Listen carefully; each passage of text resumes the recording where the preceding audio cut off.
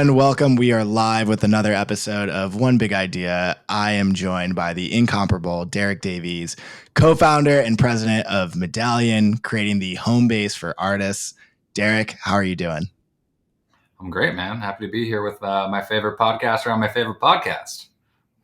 Yeah, so I'm excited because it's kind of funny how we met. I mean, if I remember it correctly, you can let me know if I was wrong, but basically you were listening or reading like one of the newsletters and just like hit me up on a DM and we started like diving in from there.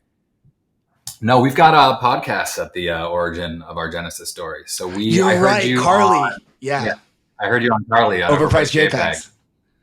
And I was like, oh, yo, this guy just fully gets it. Like he understands the beauty of Web3, but also like some of the current like inefficiencies of Web3 around the music experience for the average fan. And then you obviously knew Vanessa from working on Verite together. Vanessa works with us at Medallion. And so I hit Vanessa and I was like, yo, you got to connect me to Austin. Like he's just saying everything that's like, what it was. You know, I've been thinking, we've been thinking. So yeah, I guess that was like last summer or fall. And then, yeah, man, we've just been, building out, just doing our thing ever since, man. It's been great. Yeah, no, I mean, I'm very grateful for that connection, and now consider you one of my closest friends in Web3 and more broadly. It's been really amazing to watch you build Medallion from where it was at when we first got into contact over the summer to where you guys are today. But before we dive fully into Medallion, I would love for you to give a little bit of a primer on like who Derek Davies is, how you got your start in the music industry. Maybe if you could take it back to the year 2008, where were you? What were you doing? And how'd you get into music? Oh man, we're going way back. Way back. So 2008, I'm in my dorm room writing my music blog. I had a blog in college. It was called Good Weather for Airstrikes, which is actually the English language translation of a Sigur Rós song called Vidrar vel to Lofta Rossa. So it's very much a beautiful full circle moment that Sigur Rós is one of our launch artists with Medallion. But I guess before I get ahead of myself there. So I had this music blog, Good Weather for Airstrikes, where I was writing about a lot of bands before they broke. And I had two UK music industry guys come over, a lawyer by the name of Nicky Steen and an A&R guy from XL Recordings by the name of Imran Ahmed. And they both took me out to lunch on their way, like passing through New York on their way to South by Southwest. I guess this was technically 2007. And, asked, basically I'd written about a couple of their bands and they both wanted to know, like, who are the best bands in New York at the moment. And I had just been to a fundraiser at like a Columbia University frat house and seen Vampire Weekend as the house band. And like, went up to them afterwards and I was like, I got this music blog and, do you have any music? And so they gave me like the Blue CDR, which became their debut album. I think the album was basically that mixed plus two songs. And so I sent that off to both of these guys and they both went to South by and kind of came back a week later and they were like, yo, this is so much better than anything we saw at South by. And so I basically ended up scouting for both of them. So I got an internship at XL over in the UK that summer, and I was scouting for the lawyer Nicky Steen, who went on to become my lawyer and my lawyer at Neon Gold, and has been a close advisor and friend ever since. And so kind of had like a front row seat to their like rocket ascent in across 2007. Like they went from, completely unknown to on the cover of Spin magazine, like within 4 months. They were like the poster children for like the breakout band of like the MP3 blog era.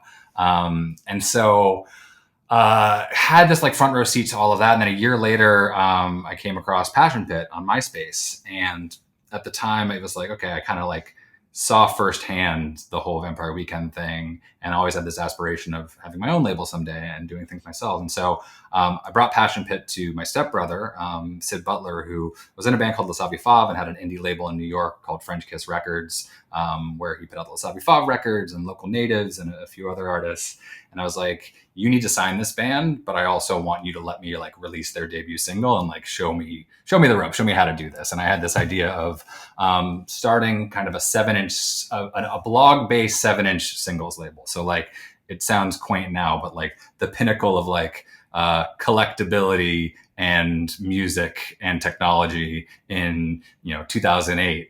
We've obviously come a long way with everything that's happening in Web3. So September 2008, We launched Neon Gold with my best friend and co-founder, Lizzie Plappinger, and put out our debut release, which was Passion Pit's debut single, Sleepyhead, with Better Things on the B side. And so we kind of rebranded. I kind of took down Good Weather for Airstrikes and then relaunched everything as Neon Gold, this kind of blog based label where we would, release these like limited edition 300, 500, 1,000 quantity 7-inch singles, 10-inch singles, and then we would throw like monthly club nights to promote it. And it was all like handshake deals, no digital rights, just kind of like, selling out one and then moving on to the next. And I had some relationships with artists like from the previous blog days. And so Marina and the Diamonds had become like a pen pal of mine, and reached out to me and was like, yo, I love the Passion Pit song. And I just signed to Atlantic Records, and, they want to like start it off with like an indie label, like a more credible thing. Could we do the first single with you guys on Neon Gold? And so our second release was Marina and the Diamonds' debut single, a song called Obsessions. And then, both of those kind of songs blew up. And then we ended up releasing Marina's debut EP as well. And I went over and spent the whole following summer in the UK. And that was where I met Ellie Goulding. And we went on to release her debut single, and then Gautier and Econopop and The Naked and Famous, a number of other artists in that period. And so it just kind of became this crazy like 2-year run while Lizzie and I were both still in college full time at NYU. And like, I think the hope was always like, all right, let's put out a couple records. It's basically like a break-even business model, but maybe we can like parlay this into like an A&R job out of college. And like, I don't think ever in our wildest dreams would it have connected the way it did. And we ended up actually being able to sign a joint venture with Columbia Records the day after we graduated in 2010. And through that allowed us that funded us, but also kind of taught us how to graduate to full-length albums and proper like full-length multi-album record campaigns. And St. Lucia became our first ever full-length album signing. A band called Magic Man became the second, and then Haim became the third. And so we had an amazing 3-year run there, and then ultimately moved over to Atlantic Records in 2014, where we were actually reunited with Marina and released her third, fourth, and fifth records. We were also reunited with Charlie XCX, who we had put on her debut live shows at some of our monthly club nights when she first came over to the US in like 2013. So there was like a friendship and a relationship there. We hadn't worked together previously, but she had just done the first album. And it was this weird thing where like she was signed to Atlantic out of the UK, but it was really popping off in America, but they didn't really have like the right team for her in America. So when we moved over to Atlantic, they were like, listen, we know we've got something incredible here. We've got an incredible artist. You guys are already friends. You seem to really get her. Do you want to just like step into this project right away, do the second album with Charlie? And so we ended up releasing Sucker, her second album, which spawned her first number one hit, our first number one hit, which was Boom Clap. That was also the summer that she dropped Fancy with Iggy Azalea. So that was a real crash course in like indie to big time pop. The real like fast track for us on literally like our first release at Atlantic.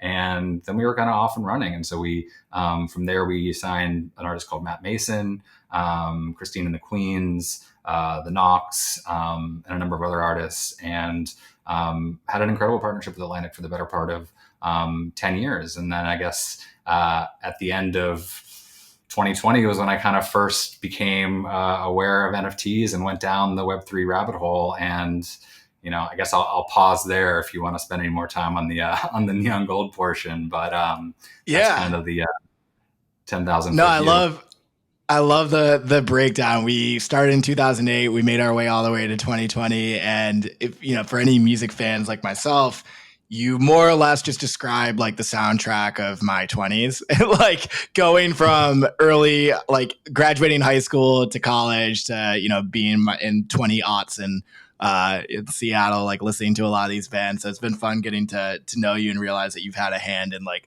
a lot of big releases that a lot of people, our age have listened to.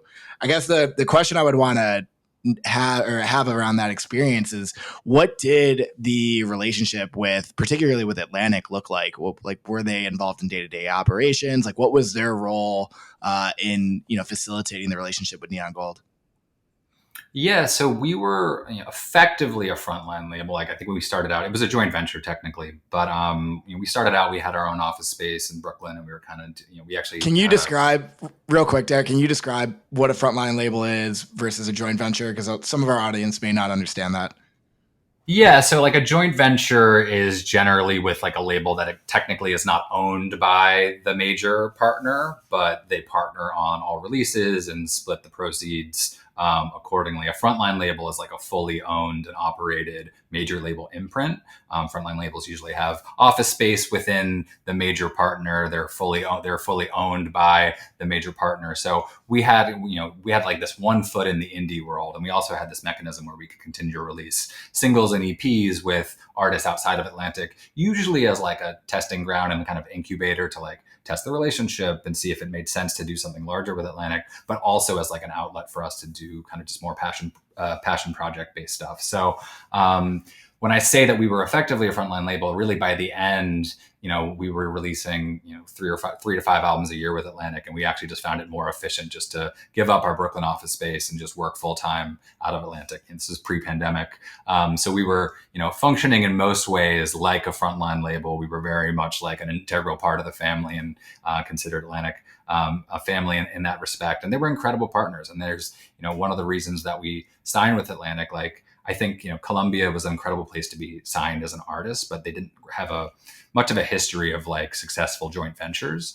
And with Atlantic, that was where John Janet got his start with Fueled by Ramen. And like, that was really like, very different sound from what we were doing. But I think what he had built, his kind of arc, like I never had the aspiration to kind of like go from the indie label to like the head of, the major label executive, head of Interscope, which is, what his trajectory ultimately ended up becoming.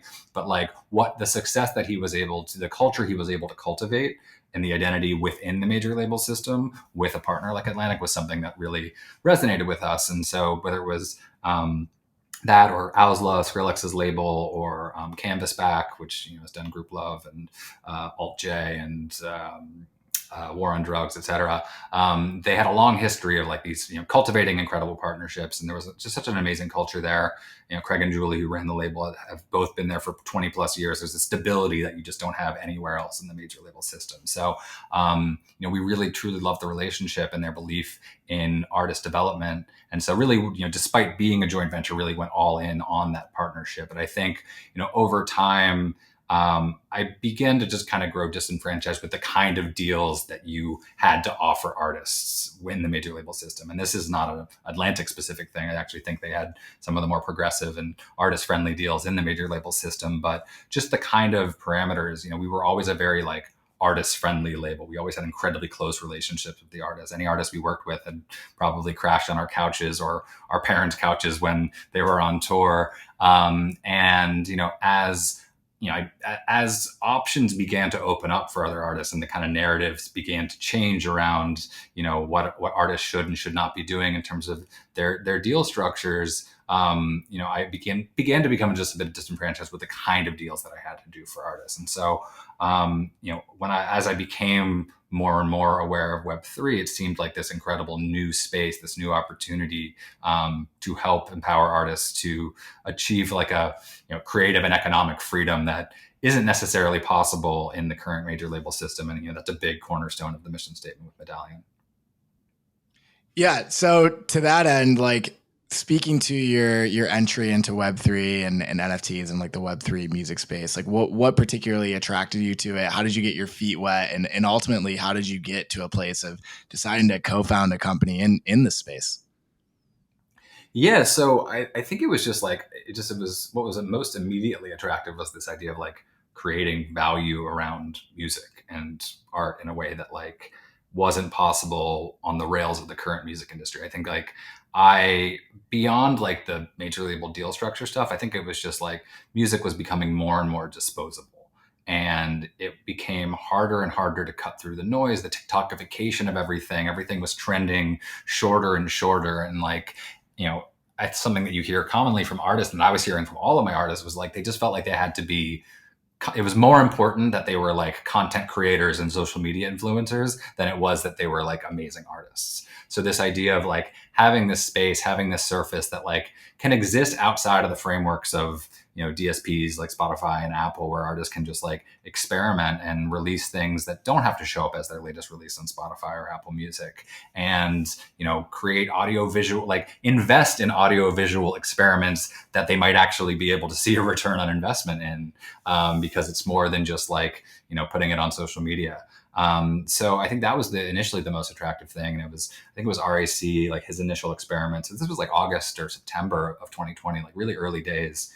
And one of my artists, the Knox, they were, we did a lot of stuff with RAC back in the day with both Neon Gold, but then also RAC and the Knox. And so we kind of started to go down the rabbit hole together. And Young and Sick was an artist that I'd worked with on the independent side for years. And he was like, for that era of NFTs, it was like tailor made for him, this format. He had been releasing these like 1 minute animated songs that he'd been putting on Instagram every day since like 2017. And it was like, oh, now here's this like format where you don't have to give it up for free and you can actually monetize it in a way that like, creates an actual sustainable architecture for him to realize his career as an artist. Cause he was someone who was like this incredible like auteur where like the music was amazing, but like the visuals were just truly like one of a kind. And he had done all the visuals for all the Foster the People campaigns. He'd done major brand deals. He did a Maroon 5 album, but he was like, a musician, but was still primarily living like brand check to brand check. And so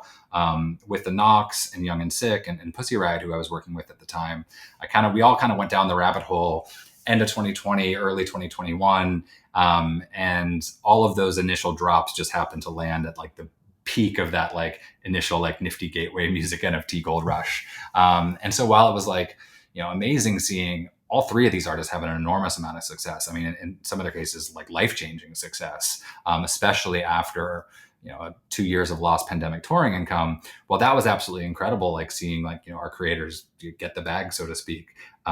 It also like very much was apparent that like this was not sustainable and this was a little bit of a bubble, but that there was this incredible technology running under the hood where if you could figure out a way to administer it in a way that was accessible and digestible to the average fan, the 99% who are not crypto native, aren't comfortable with cryptocurrency, don't have a digital wallet, don't know what an NFT is and don't really want to learn, feel immediately overwhelmed by the whole experience, that there was this like incredible opportunity to really like help revolutionize the artist fan relationship and help artists own their fan relationships in a way that wasn't really possible within the current digital music landscape of the time. And so around that time, I reached out to my two co-founders, Matt Jones, who was the founder and CEO of Songkick, and an old friend of mine, Stephen Valimorescu, who I've known since high school, who was also at Songkick, but also founded DC's largest independent music festival, or actually largest music festival, full stop, All Things Go.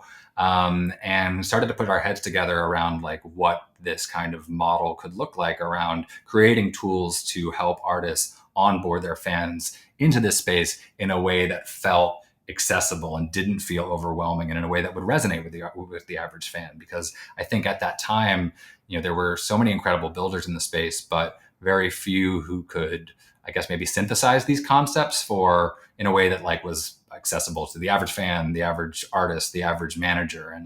And so we kind of put our heads down and started building, and at the beginning of spring 2021, and then closed our seed round and announced the company in early 2022, and then launched our V1 community platform product with Tycho in August of 2022. So it's been a whirlwind. It's been an amazing ride, and we're now a team of 20. And we've got 8 artists on the platform now. We've got Tycho, Jungle, Sigur Rós, who I mentioned before, my big full circle moment. Santigold, a band called Palais Royale, and then recently it's kind of scaled up to like the next tier of artists with Illenium and Greta Van Fleet and My Morning Jacket. And so really like honored to be working with like some of the biggest creators in the world and some of the most forward-thinking artists in the world, but really coming from all sides of the music industry, all genres, all different kinds of fan bases, and to see this concept, resonating with all of them, and the response from the industry and the response from fans has been, incredibly validating and affirming. Yeah, it's been amazing to watch. I'm personally in the Tycho fan club. I think I was in there, like in the Tycho community, from You're if at it day wasn't one, day man. one, it was like it was pretty close if it wasn't day one. And it's been great to like jump in and be able to vote on like cover art. And I just collected the new format of their original vinyl that came out. And so we'll talk more about that and the different products that you're offering. But I guess at a high level, just like what is Medallion? Like what is it solving for? Because when we talked, I think this was back in the summer, and you had a very eloquent way of describing like the issues that arose with the traditional fan clubs and how Web3 could solve them. And I think that's something that like people may not register a lot of the issues that artists have to deal with when it comes to interacting directly with their community. Yeah, so I mean, Medallion, we're really trying to build the most robust possible community platform for creators from every sector, starting with musicians, because musicians are the most influential creators on earth, and that's also where our relationships and our expertise lies. But like, really, it's kind of a simple concept under the hood. It's like really helping artists to bring their fan ecosystems back onto artist-owned and operated channels, really for the first time since social media fragmented that ecosystem over a decade ago. Like I grew up in this era of like super engaged fan forums and message boards where, you know, you would hear from the artist directly and meet other fans. And, you know, the Sigur Rós 18 Seconds Till Sunset in their official site was one of those places. I remember I met another fan and we drove from like Charlottesville, Virginia to Madison Square Garden for their first Madison Square Garden theater headline. And like those relationships, they're just like, those places evaporated with the introduction of social media. Now the conversation was happening over here on Twitter, over here on Reddit, over here on Instagram. And it's just become completely fragmented, and it's kind of an anonymous sea there. You lose that personal relationship. And you also lose the ability to like communicate not only directly to your fans, but also like within like a experience that feels true to your creative and true to the world that you build with your art. It's not a very custom experience. It's, you know, it's not necessarily, it's very much one size fits all. And so I think, you know, obviously the way things evolved then with social media in terms of artists not being able to own that data and own that relationship, and also the way the live music industry evolved, where like, you know, right now, you know, artists, audiences, their fan bases, they exist in these little black boxes all over the internet. So this little black box over here on Instagram, over here on TikTok, over here on Facebook. None of these black boxes talk to each other. So it's incredibly difficult to get like a holistic view of who your biggest fans actually are. You kind of have like anecdotal evidence around like, you know, who maybe like is commenting on every post if you're like able to monitor it that closely. But like, it's really hard for artists to know like the difference between, you know, you, Austin, who's been to 20 Fred Again shows, and me, who's been to 3 Fred Again shows. Like, I you know, wish. I wish I'd been to artist, 20. I wish I'd been to 3, man. So it's like, it's really hard for artists to get like a holistic view of who their biggest fans are. And arguably the biggest black box of all is the kind of stranglehold that ticketing companies and promoters have on ticketing data, live audience data. So you can play a sold out show at Madison Square Garden and not actually know a single thing about anyone in attendance, not actually be able to like reach those fans directly after the show.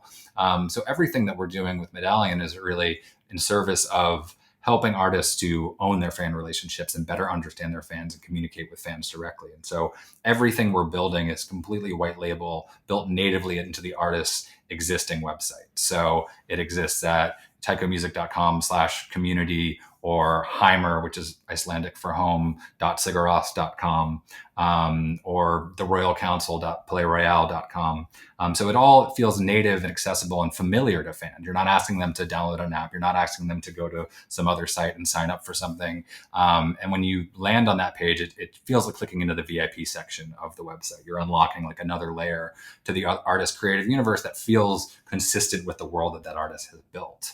And you're also restoring value to the artist's website, which is this like incredibly underutilized surface. And so in doing so, we built a scenario where, you know, you're meeting the fans where they're comfortable, but also you're building this into existing artist-owned and operated channels where artists can and do own that data 100%. And they can own those fan relationships in a way that isn't possible for them anywhere else. So the idea is, you know, an artist may have 10 million monthly listeners on Spotify and 2 million followers on Instagram, and they may only have 10, 20, 30, 50,000 people in their Medallion community, in their Web3 community, but those are going to be, those 10, 50,000 people, those are going to be their biggest fans, their biggest evangelists, the ones who are actually going to move the needle for their business, and they'll be able to reach those people directly. And so that's a pretty revolutionary concept for most artists, which is not something that like most fans necessarily understand. I think like Yeah. fans don't realize that when an artist has 1 million followers, they have to pay to reach more than 8 or 9% of them, if that. Right.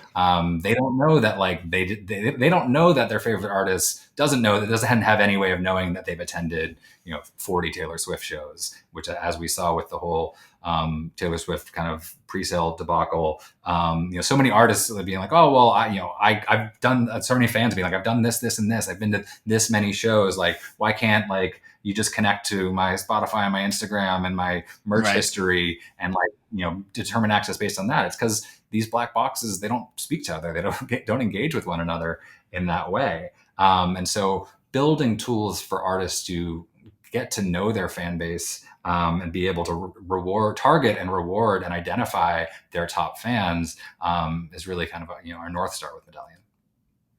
Yeah, and it's funny because you're hitting on a lot of concepts. When I initially designed the season, the whole idea was around what's the catalyst for Web3 adoption and really creating an entire theme of like music. And so the issues that you've outlined are ones that, like when I had Verite on 2 weeks ago, we talked about how she would play concerts and have no idea who went there. Or we chatted, I had a story about Mike Shinoda, who I got to meet last year, about how Linkin Park was at one point the biggest act on Facebook, and they couldn't reach all of their fans. They couldn't even reach a fraction of them unless they wanted to pay the amount of a Super Bowl ad in order to now advertise to the people that they had built a relationship with. And they were the first artists to like lean in on Facebook and be like, yo, here's this awesome place to gather our fans and bring them all together. Like they kind of, they didn't put Facebook on the map necessarily, but like in terms of like, artist communities, like they validated Facebook on it. the map. Yeah. No, for sure. And they did. And Mike in Medallion, so he shared that story with us plenty of times. And he's been an amazing sounding board for us as we develop this. And that's like really been the name of the game with us, is like, we have, I'm drawing from 15 years of pain points on the label side, Steven doing the same, and Matt from the ticketing and promotion side. But then we're also like, we're partnering with artists where we can really like go back to back with them and hear their pain points and like hear their experiences and like what they want to solve for. So like, with these launch partners, it's really about finding artists who want to kind of share that with us and kind of go back to back with us in terms of iterating on the product and making this the most powerful tool that it can be for artists. No, 100%. And, I'd love to dig in on the benefit for fans, because the artist benefit is really clear, right? This idea of ownership. I think we've clearly outlined where the system has been broken and why this could be such a value add for artists. But why would fans get on board with this new concept of ownership and having these, things that they can collect and what have you?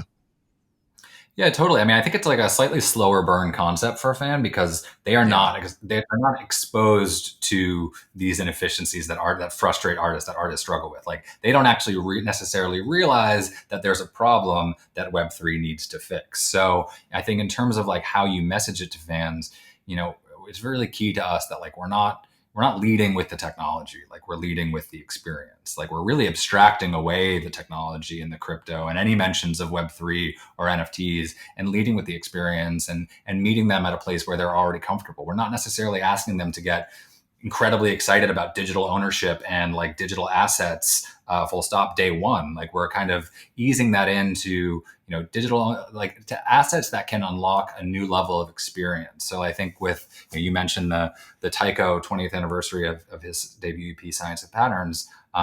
That's a record that was never released digitally. So it was his debut EP, he released it 20 years ago, and he had released it physically only, and it's never been available on streaming platforms or anything. And so for the 20th anniversary, he wanted to release this kind of immersive collectible version that, fans could collect it, and they had this multi-track album experience within a single NFT purchase, which, it's not a first of its kind, but it's not something that any major artist has done to this point. in terms of like, creating a listening experience that feels familiar and comparable to what fans know and understand on Spotify or Apple Music or SoundCloud. And so, in being able to collect this digital record, so to speak, and then unlock all of this bonus content and unlock all of these rewards. So there were 107 golden ticket rewards that were everything from the synthesizer that Tycho used to create that album, create that record, and play his first live shows, to a virtual or in-person studio tour, to some one-of-one and limited edition artworks that he created, Tycho branded ledger stacks, and then also like a more immersive notes experience from the artist himself. So this idea around kind of like taking this 20-year-old physical asset and then creating not only like unlocking new incremental revenue from that, but also unlocking like a heightened fan experience around that. And similarly, Play Royale are an artist that we're working with who kind of live in that like somewhere between like My Chemical Romance and 21 Pilots, very much like that incredibly rabid young fan base with like a huge emphasis on like world building and lore and storytelling. And the drummer, Emerson, he creates all the visuals. He's like written all the mythology. He's written multiple books, comic books. He's released a cosmetics line. Like all the fans come to the shows dressed up as their favorite characters from Obsidian, which is the name of the world that the band inhabits. And he'd released a hardcover graphic novel called The Bastards, and had sold that out, and then released a paperback version and sold that out. And so we released the first digital pressing of The Bastards a week ago, limited to 333 editions, and sold it out instantly. But what fans got was an elevated experience where for the first time there were moving visuals and animations. You can have music, you can have video, and they got this elevated experience that physical formats don't allow. And not only that, but all 333 collectors got their names, got the option for their name or handle to be printed in the next physical pressing of their next graphic novel. So figuring out ways to unlock experiences that fans are excited about that don't strictly require them to just be bullish on digital ownership or digital assets more broadly, and figuring out ways to integrate this into these artists' existing traditional business verticals and additional activity, whether that's merch, recorded music, touring, etc. Yeah, if I were to summarize it, it's using technology to elevate experiences. I shared a quote with the Doodles team earlier this week. It's a Steve Jobs quote. I'm going to paraphrase it, but he mentioned how often, particularly like in booms, people make the mistake of starting with the technology and working their way backwards to the user experience. And I think nowhere has that been more prevalent than Web3, where it's like, this is the panacea, like it's going to cure all. We should just start with this and we'll build everything and figure it out. Where in actuality, what you should always be doing is always starting with the user experience, always starting with the problem, and then working your way backwards to the technology, because it's not, it doesn't have to be the solution. It's about finding the right solution for the experience you're trying to create. No, I mean, I was not familiar with that quote, but I definitely need to get it like framed and hung in the office, because that is like that's very much the mission statement. That's fully like the North Star of everything that we're building. Yeah. Yeah. And so with that, I love, there's a couple different angles I want to take here. One, the acts that you named earlier, like, is it eight artists that are on Medallion now? Those are like household names. Like, for a lot of people that are familiar with Web3 music, know that it's been a fairly independent grassroots movement. And there's a variety of reasons for that in terms of like the music NFTs that a lot of people will think of that are on like Sound XYZ. Those artists need to own like 100% or have like a very favorable label deal to be able to do NFTs. And you've taken a very different approach and gone, mainstream first. Why did you decide to go that route? Yeah, I mean, I think we definitely have taken like more of a top down approach than you see from other ventures in the space. But the idea being there, like we're really focused on fast tracking mass adoption however we can, and I think partnering with some of the biggest artists in the world, partnering with some of the most influential creators on earth, allows us to scale this to as many people as possible in the hopes of fast tracking this mass adoption and give us the most compelling case studies. So that, the idea here is we're currently in a bit of a very curated private beta where it's, we're not able to work with, even 70% of the artists that come to us wanting to collaborate with us. And, it's a lot of challenging conversations around, it's not necessarily like we're not trying to work with exclusively the biggest artists, but we're trying to work with like the most forward thinking artists who are in it for the right reasons, have the most innovative ideas, and really want to like go back to back with us on building this out.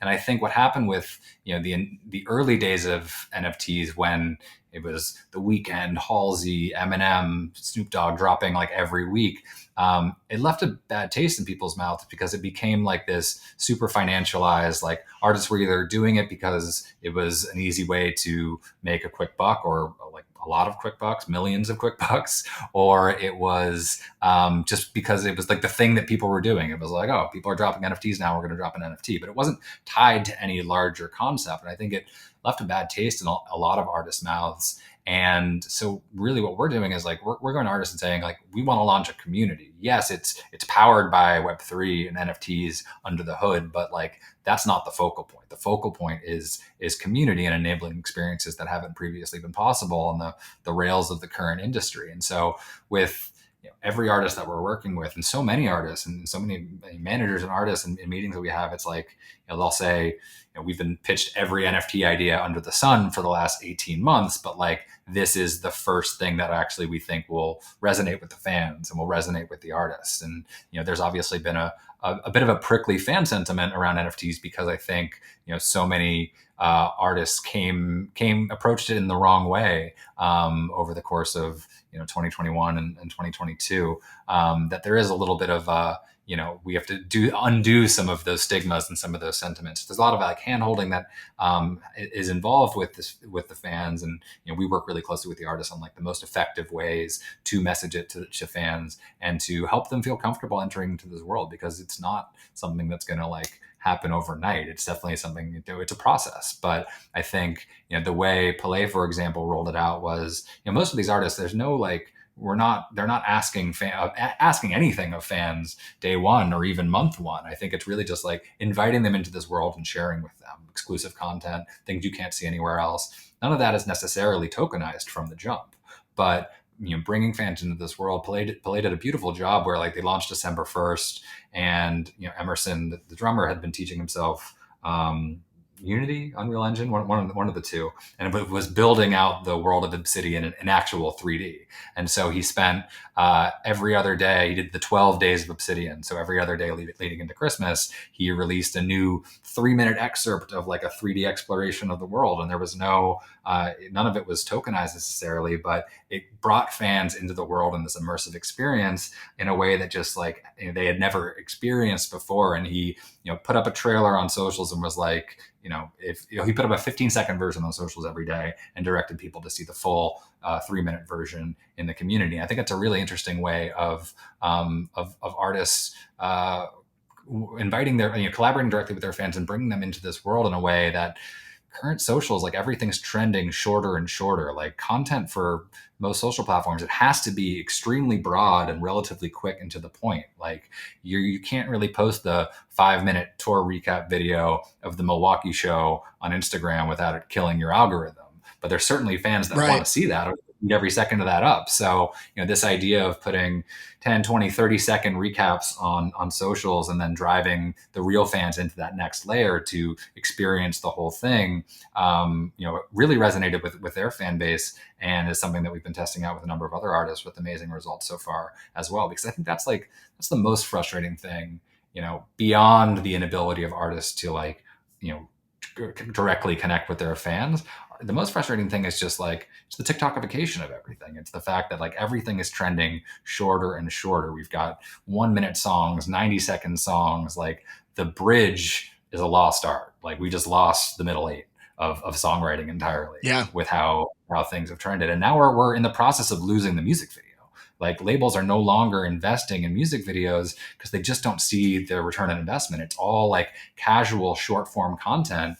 I one major label executive, I don't know, I haven't seen this verified in writing, but he was saying like music video views are down 50%. And that's for like the biggest artists in Whoa. the world.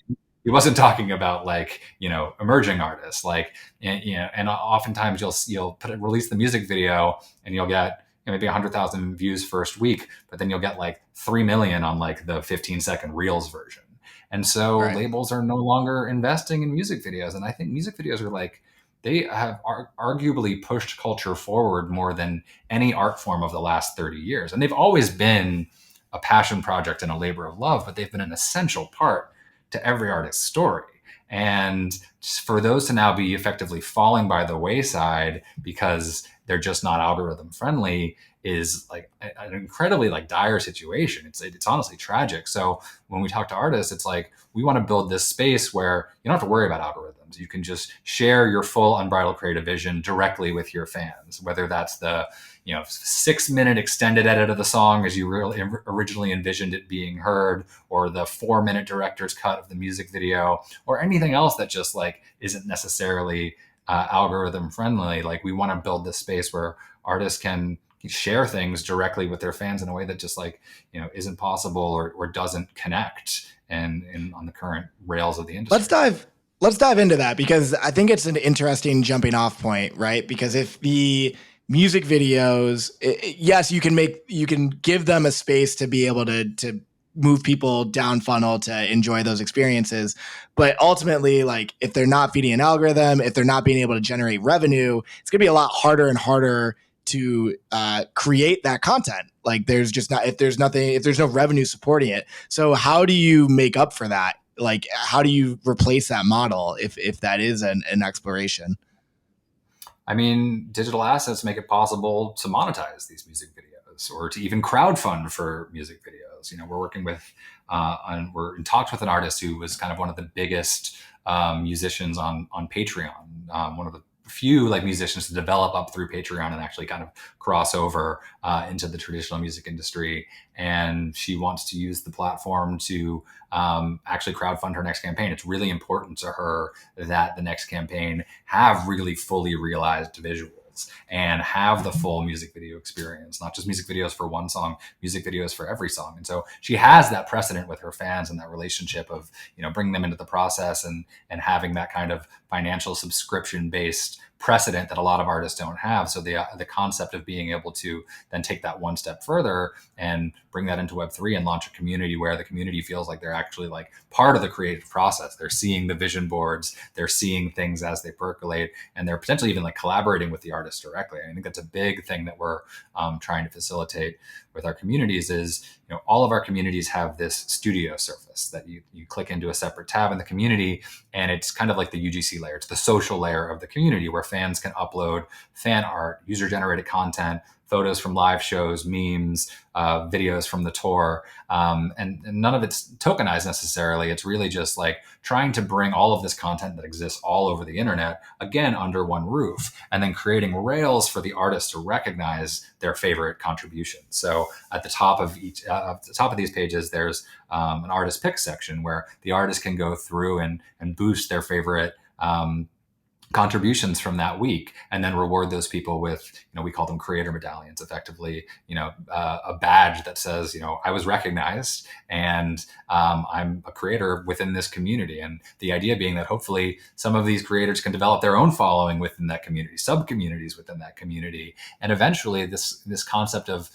artists releasing co-signed releases with their favorite, with their fans, with like their favorite creators within the community. So this idea that, potentially we can do, I create some merch items, or I create some, digital assets, or I create a remix of some Tycho artwork that he's done. He says, oh, I love this. Like, let's release this as Tycho X Derek Davies and sell it to the community, sell it within the community and share those proceeds 50-50. Or say, proceeds can go to a community treasury to fund, community activations, a community meetup, some kind of special event for the community. So this idea of like, really like building actual rails for artists and fans to create value together. I think that's something that is said often in Web3 is like Web3 allows, for the first time, it allows artists and fans to sit on the same side of the table and create value together. But that's like a really slow burn concept for Yeah. the average fan, short of them buying an NFT and seeing the value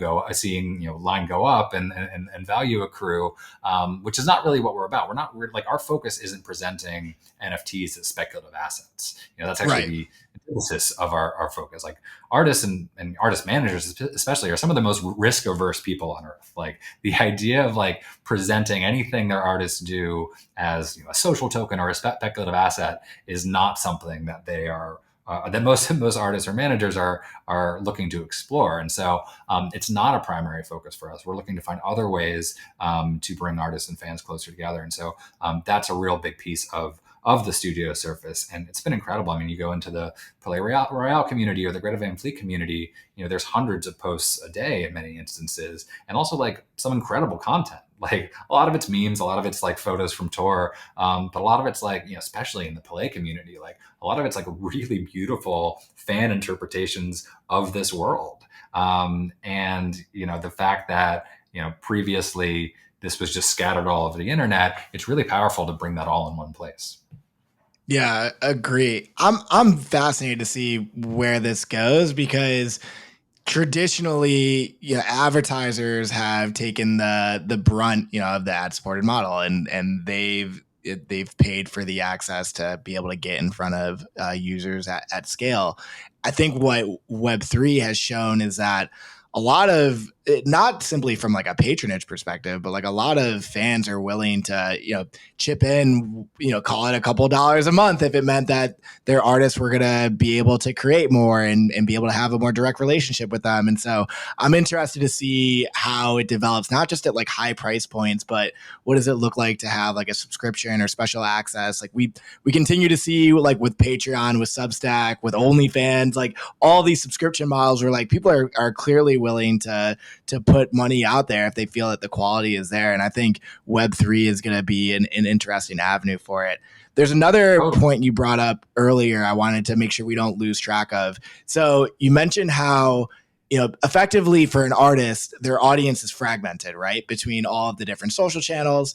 And so one thing I'm wondering how you're thinking through is you're effectively inverting the fragmentation to the fan in the short run, right? Because if now they have to follow a bunch of different fan pages, that could be seen as like more work than just going on IG where they have like a dedicated feed of all of their artists. So like, how do you think about that in the long run of how these may interact? Yeah, man, you're getting ahead of me on the roadmap, but that's definitely something that is front of mind. So we just introduced fan profiles. So fans can have their name, location, their avatar, their favorite song. It displays anything that they've collected in the community, also their recent studio posts. And so fans can start to actually build relationships with other fans. Right now, everything is siloed within each artist community. So all of my Tycho assets are in my Tycho profile. I have my separate Palais Royale profile. They're all siloed experiences, but in the not too distant future, we'll be making all these communities interoperable. So you'll have currently you have one username that can show up in multiple communities, but you'll have one fan profile where you can arrange all your favorite assets and honestly even like build a social experience around it, export it to socials, almost like a Spotify Wrapped experience where you can really flex your fandom, and whether it's fandom of one particular artist or fandom of a number of artists, and in there it's things that you've collected, shows that you've attended and checked into to claim a collectible, things you participated in, things that you've posted. So it's not just like financialized. It's not just, who's bought what. It's who's bought what, who's attended what, who's collected what, who's contributed what in the studio. So really like having this, badge that shows your journey as a fan.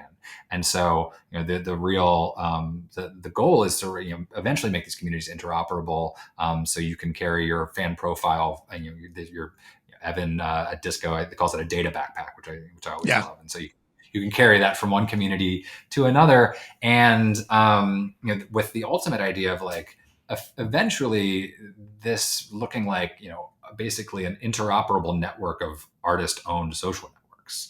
Effectively, every artist owns their own individual social network that where they own the audience, they own the data, they own the relationship with those fans, but then that can plug in seamlessly to another artist's social network. And so that's getting a little bit ahead of ourselves here, but I think that's the kind of the grand vision. I mean, that's what to me Medallion looks like at scale, is kind of the most robust possible community platform, allowing artists to own their own social graph and own their own fan experiences. And so I think it's a really exciting opportunity. And so we're starting small, kind of putting one foot in front of the other at the moment, but like that is definitely on the wave of kind of where we're headed for sure. No, it's exciting. I mean, and therein lie like three Web3 principles: ownership, composability, and interoperability, and doing it in a way where value sits at the front for fans and artists. And so it's not that they have to jump through all these hoops. It's just native to the experience. Like I can't describe, I hope everyone in the audience like goes and tries to one of these fan clubs, because it's such a smooth experience. And it's also like choose your own adventure. Like if you have a wallet, connect the wallet. Like I can see my Tycho membership NFT like in my wallet. And so to that end, actually, I was like doing some perusing before, and it's been pretty impressive the scale of some of these communities to date. When a lot of our listeners will be familiar with whether it's like Sound XYZ, which has like 5,600 holders, or you look at a traditional like PFP collection, maybe they have like 6 or 7K. These fan communities are like in the tens of thousands. What is it? Greta Van Vliet is like over like 20K at this point. Yeah. It's I think a hot button topic in Web3 at large in these communities is how do you provide value at scale? I think something that like music is probably much more adept at thinking at, because these artists have massive communities already. So where is your head at in terms of like how you build products that work for tens of thousands and hopefully much more in the future?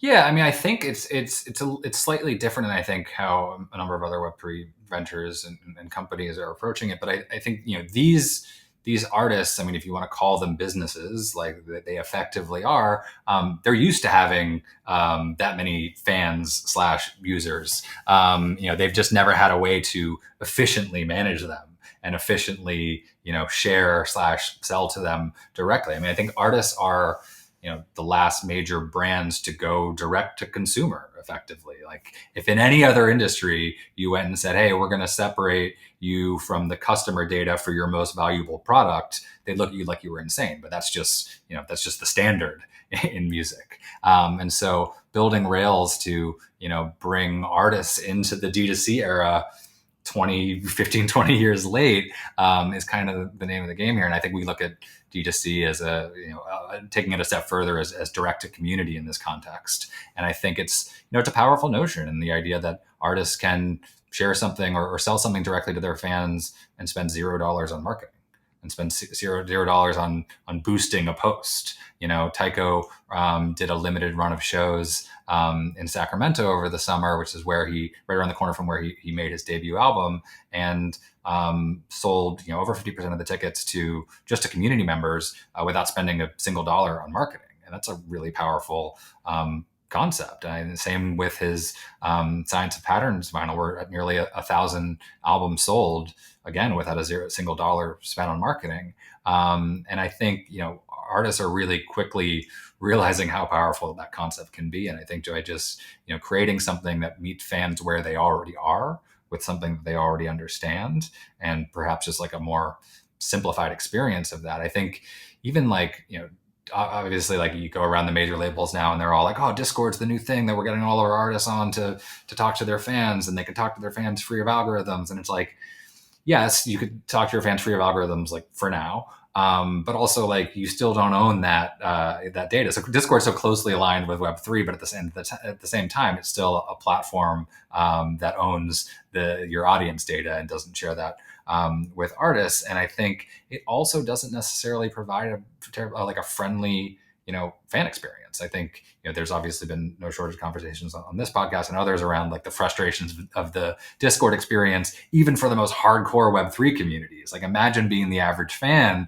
wading into these waters, and it's overwhelming. It doesn't feel necessarily unique or native, and it's been an interesting data point for us where Tycho was promoting he'd launched a Discord at the beginning of 2022 and had been promoting it for like 9 months prior to launching his Medallion community, and he had 900 people in it. And he launched his Medallion community and had 2,500 people within the first 48 hours. And we saw similar numbers with Greta Van Fleet. Almost like 4 to 5 to 1 within their Medallion community in the first 48 hours versus a Wow. Discord community they'd actively been promoting. And so even though there was no complicated Web3 piece to that Discord experience, and it was actually, we were the ones who actually had the Web3 piece running invisibly under the hood, we've seen adoption is much quicker when you actually create an experience that just feels familiar and accessible to fans. And I think, speaking back to the subscription model, I think it's worth noting, like, all of these communities, to sign up for the community, it's always open, it's always on, it's always free. If you have a digital wallet, you can connect your wallet in all the usual ways. If you don't, you can sign up with an email address, your name, location, email, and then you're in the community in 30 seconds, just as you would be signing up for anything else on the internet.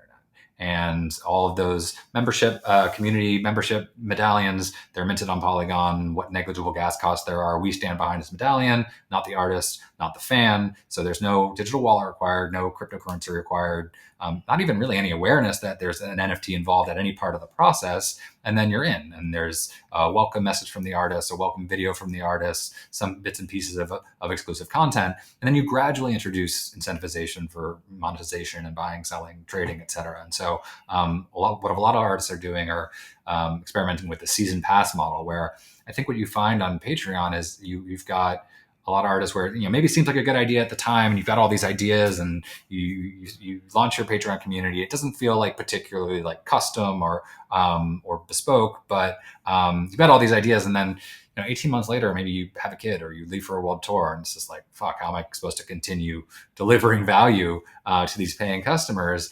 And so this idea of just like, open-ended subscription and perpetuity is really challenging for a lot of artists. And so, what we've introduced with the season pass concept is, a time-gated 3, 6, 9-month album campaign long pass that, you pay a certain amount. There's deliverables specified up front, whether that's physical merch, a digital asset, a merch fast pass lane at the tour, first entry into the venue, meet and greet with the artist. Like, they're deliverables that are established up front, and when that's run its course, at the end you retain your season pass digital collectible, and maybe that has value in the future. Maybe 5 years from now, Tycho goes out and says, I'm going out on tour again. If you hold my first 5 season passes, you get first access to tickets. So you're building this network of data points, and like the ultimate kind of proof of fandom, where your journey as a fan lives on chain for both you and the artist to see. So that you can kind of constantly be identifying and rewarding people based on their actual fan behavior. Amazing. Well, Derek, we are coming up at the top of the hour. I know that you have listened to the pod before, so you know what is coming, which is I ask everyone what their one big idea is that they want to leave the audience with. So, Derek, I will leave it with you to take it away. I touched on a lot of them. I think the big one is coming back. Let's go back to like the most simple idea of them all, which is like, let's make the artist's website a place that people want to go and spend time and do things. Like, let's make the artist website not even great again. Let's just make the artist website good again. Like, right now, the artist website, it's the most underutilized surface in an artist toolkit. It's the biggest afterthought. It's basically like, we're going to crop the album cover, the single cover. We're going to throw up the tour dates. We're going to kick you out to socials. Maybe if you're lucky, people will like spend a little bit of time like buying merch there, but like, that's it. And it's this incredible opportunity for an artist like Creative World to just like spill out onto this interactive page where you can actually bring people more into the world, and no artists are using it. And so like, that's a big part of our mission statement, is like, let's just like bring value back to this space that, is invaluable real estate that every artist owns, and just none put time in because they haven't been able to, use it effectively to cultivate community. And I think it's, it's only just now, 10, 15 years into the social media era that like artists are kind of like waking up and realizing that. So I guess that's not too big picture. I mean, it's a pretty simple concept, but I think it gets lost in the shuffle of some of these bigger brain ideas that we're always tossing around. Hey, sometimes the biggest ideas are the simpler ones, right in front of us. Where can people find more about you, about Medallion, and the artists that you're working with? So controversially in Web3 especially, I don't have a personal Twitter account, but you can find Medallion on, I know, right? You can find Medallion on Twitter at Medallion FM, on Instagram at Medallion.fm, or at our newly refreshed and relaunched website, www.medallion.fm. So check it out, join one of our communities, and shoot us an email at hello@medallion.fm. We'd love to chat. Amazing. Well, I'm sure your email inbox is about to be flooded. Derek, this has been amazing. So good to actually take conversations that we would just have normally and be able to record them for people, because I think there's a lot of value in everything that you had to say. So thank you so much for your time. To everyone listening at home, we will see you next time. Peace. Yeah, man. Thanks so much. All it takes is one idea on 2 big brains. Yes, make 3-4 plays.